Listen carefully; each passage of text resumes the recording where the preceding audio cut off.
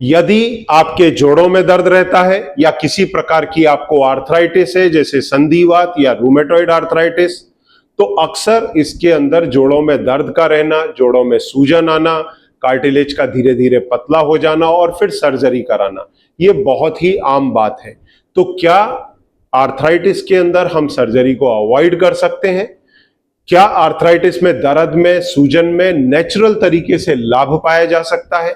इन प्रकार के सप्लीमेंट्स के ऊपर आज हम चर्चा करेंगे और खास तौर से 5 इस प्रकार के सप्लीमेंट देखेंगे जिससे दर्द, सूजन, कार्टिलेज की थिकनेस, इवन बोन की क्वालिटी, जॉइंट के फ्लूइड, इन सब के ऊपर राहत पाई जा सके। तो शुरुआत करते हैं सबसे पहले ये समझने से कि आर्थराइटिस में प्रॉब्लम्स क्या आते हैं। देखिए, आर्थराइटिस में दर्द और सूजन का रहना बहुत ही आम बात है। इसके साथ में धीरे धीरे कार्टिलेज की मोटाई कम होती चली जाती है और साथ में साइनोवियल फ्लूइड की क्वालिटी खराब होने लगती है। आप जब भी अपने जोड़ों की संधिवात में एक्सरे कराते हैं तो डॉक्टर आपको 2 बात बोलते हैं, गैप कम हो गया है, मतलब गादी की थिकनेस कम हो गई है, और जो उसके अंदर ग्रीस है, साइनोवियल फ्लूइड है, उसकी क्वालिटी खराब हो गई है। इसके अपार्ट आप जोड़ों में जब देखेंगे तो धीरे धीरे आपके जॉइंट के मूवमेंट दर्द के साथ में रेस्ट्रिक्ट होने लगते हैं। फिर हड्डी भी बढ़ने लगती है जोड़ों के अंदर, बोनी सरफेस इरेगुलर हो जाती है और इसके होने के पहले ही आपके लिगामेंट टेंडन्स में वीकनेस और मसल मास में वीकनेस आने के कारण पैर पतले पड़ने लगते हैं और बोइंग या नॉक नी की समस्या आने लगती है। तो क्या ऐसे कोई सप्लीमेंट हैं जिससे इन सारी चीजों में राहत पा सकें और हम सर्जरी को अवॉइड कर सकें? क्योंकि जब हम एलोपैथ में जाते हैं तो आपको दर्द निवारक गोलियां दी जाती हैं जो दर्द के साथ सूजन कम करती हैं। अब ये दवाइयां आपके पेट पर, आपके किडनी लिवर पर भारी पड़ती हैं तो मरीज इनका लगातार सेवन करता नहीं, और कार्टिलेज को रिपेयर करने के लिए कोई एलोपैथ में दवाई अब तक है नहीं। ऐसे में मरीज और डॉक्टर एक्सरसाइज वगैरह करने की सलाह देते हैं, धीरे धीरे कार्टिलेज घसती चली जाती है और आखिरी में मरीज को सर्जरी कराना पड़ता है। तो ऐसे में आज हम कुछ सप्लीमेंट्स की चर्चा करेंगे। आपने अगर चैनल को अब तक सब्सक्राइब नहीं किया है तो सब्सक्राइब कर दें, बेल आइकन जरूर प्रेस करें, और ये पसंद आए वीडियो तो अपने मित्रों के साथ शेयर करना ना भूलें और सब्सक्राइब जरूर करें, क्योंकि मैं ये देखता हूं कि आप लोग वीडियो सुनते हैं, सब्सक्राइब नहीं करते। अब सबसे पहला जो सप्लीमेंट है वो है कोलेजन सप्लीमेंट। ये कोलेजन सप्लीमेंट से हमारे बॉडी के कई सारे टिश्यूज बनते हैं या कोलेजन से बनते हैं, एज सच बोला जाए तो। अब ये कोलेजन खास तौर से आर्थराइटिस में क्यों इंपॉर्टेंट है? क्योंकि कार्टिलेज, बोन, लिगामेंट और टेंडन, ये सभी जो है कोलेजन से मिलकर के बनते हैं। तो अगर हम कोलेजन के सप्लीमेंट लेंगे तो ये सारी चीजें बनने में मदद मिलेगी। इसके अपार्ट ये हेयर, नेल्स और स्किन के फॉर्मेशन के लिए भी काफी जरूरी है। इसके लिए हमें इस प्रकार के सप्लीमेंट्स लेना चाहिए। ये एक तरह के प्रोटीन्स हैं, परंतु ये आते कहां से हैं? ये डेराइव होते हैं नॉन वेज सोर्स से।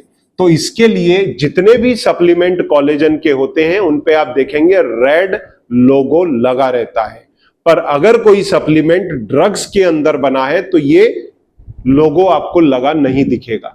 तो ऐसी स्थिति में आप कंफ्यूज ना हो जाएं, ये नॉनवेज सोर्स से ही आते हैं।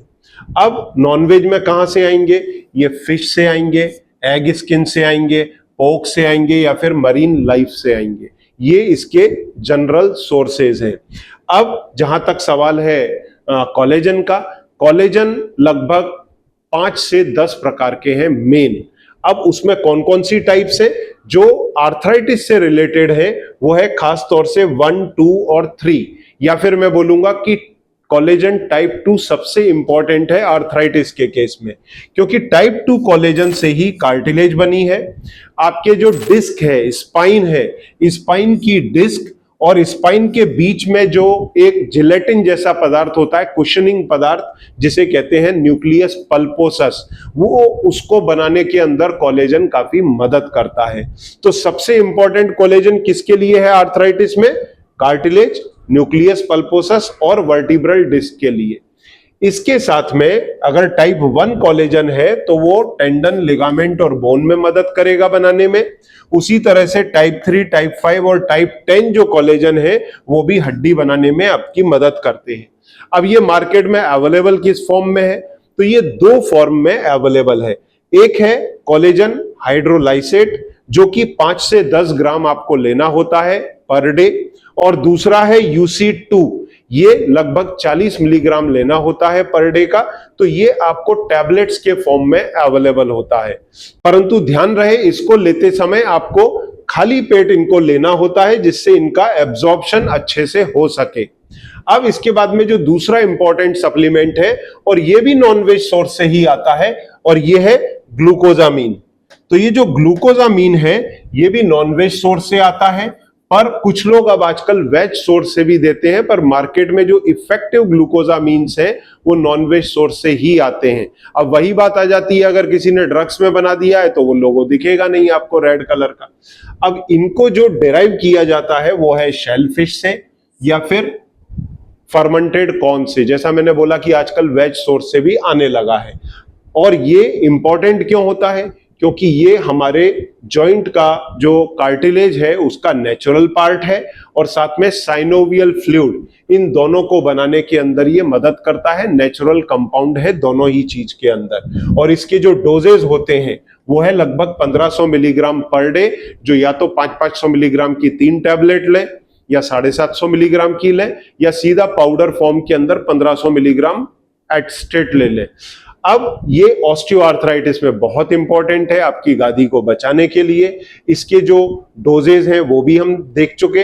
अब ये जो है मेन बिल्डिंग ब्लॉक है बेसिकली कार्टिलेज का और जॉइंट फ्लूइड का, और इसको लेने से ये बेसिकली काम करता है किस पर? न्यूक्लियर फैक्टर पर, जिससे कार्टिलेज, क्योंकि न्यूक्लियर फैक्टर में क्या बनते हैं? इंटरल्यूकिन 6, साइटोकिन्स, जो आपकी कार्टिलेजेस को गला देते हैं। तो ये न्यूक्लियर फैक्टर को रोकता है, ब्लॉक करता है, जिससे आपकी कार्टिलेजेस खराब नहीं होती। पर इसका असर शुरुआती दौर में 1 से 3 महीने में देखने में आता है, जिसमें आपके जोड़ों की स्टिफनेस और पेन कम हो जाता है 20 to 25% केसेस के अंदर।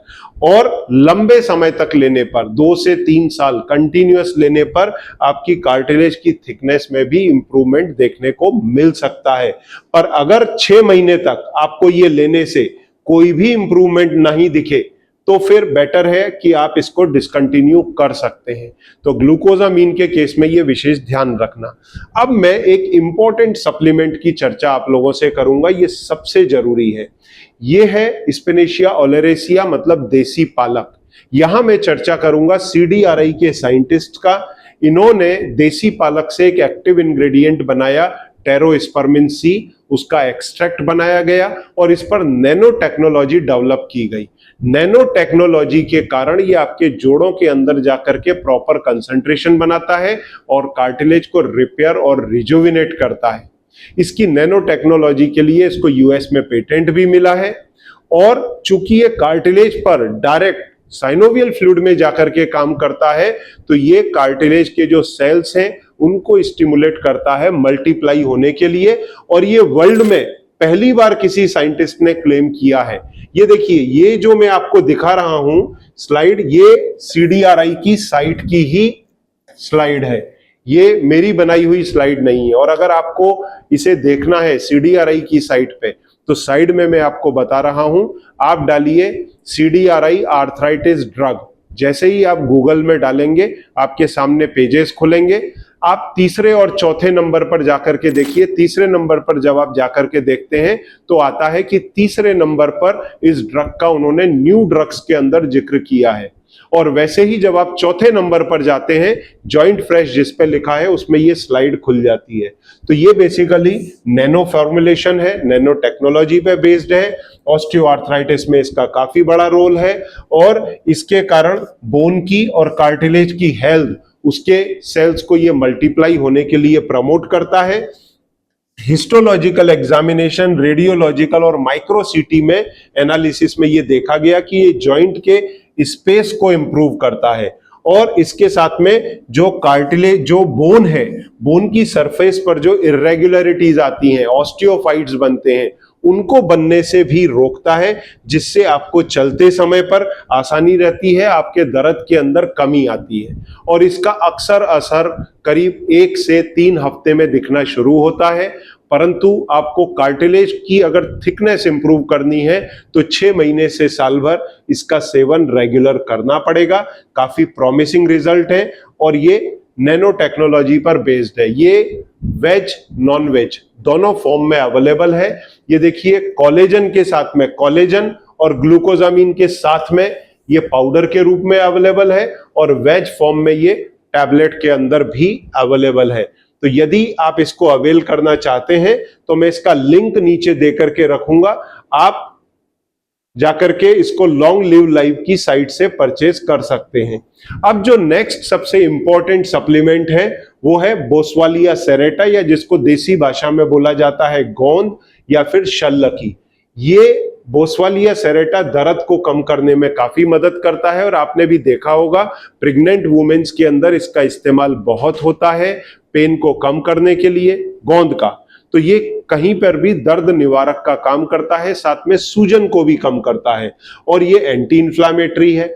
जो एंटी इंफ्लामेटरी इसका गुण है वो खास तौर से किसके कारण है, इसमें जो एक्टिव इंग्रेडिएंट है बोस्वालिक एसिड, तो उसके कारण ये इन्फ्लामेशन को कम करता है। और ये काम करता किस पे है, 5 लॉक्स, ये उस पाथवे को ब्लॉक करता है जिससे इसका anti inflammatory analgesic effect deliver होता है।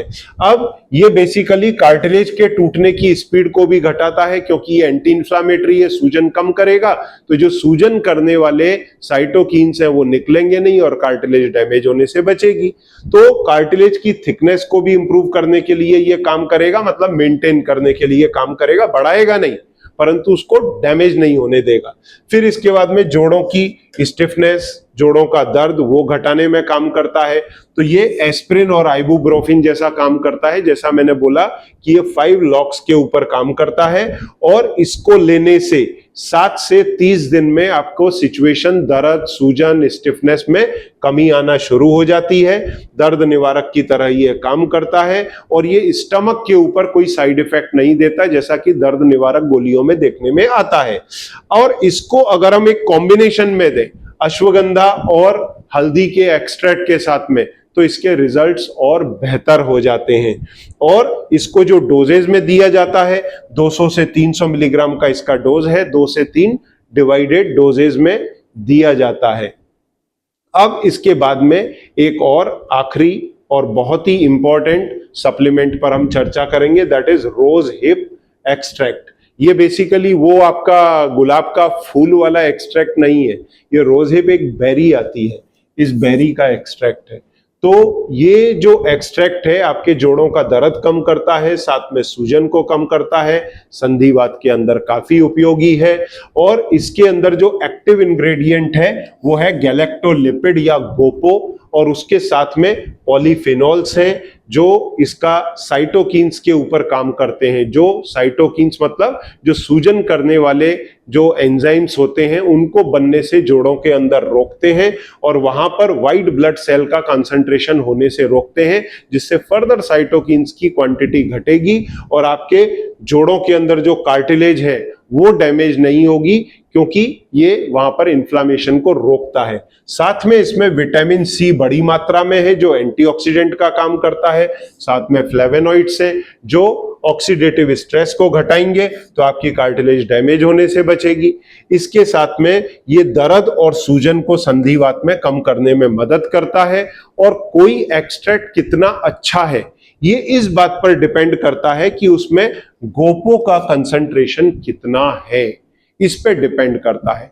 तो इन 5 सप्लीमेंट्स के माध्यम से अगर आप चाहें तो अपने संधिवात के अंदर या किसी दूसरे प्रकार की आर्थराइटिस के अंदर दर्द सूजन में तो राहत पा ही सकते हैं, पर साथ में कार्टिलेज की थिकनेस को मेंटेन कर सकते हैं, उसे सर्टेन लेवल तक इंप्रूव कर सकते हैं और सर्जरी से खुद की सेफ्टी कर सकते हैं।